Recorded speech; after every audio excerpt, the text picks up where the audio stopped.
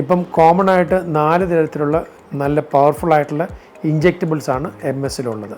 നമ്മുടെ നാട്ടിൽ ഭൂരിപക്ഷവും ഡോക്ടർമാർ ഉപയോഗിക്കുന്നത് റിട്ടുക്സിമാബ് എന്ന് പറഞ്ഞൊരു മരുന്നാണ്. ഈ മരുന്നിന് 2 ഗുണമുണ്ട്. ഒന്ന്, അതിൻ്റെ ചിലവ് കുറവാണ്.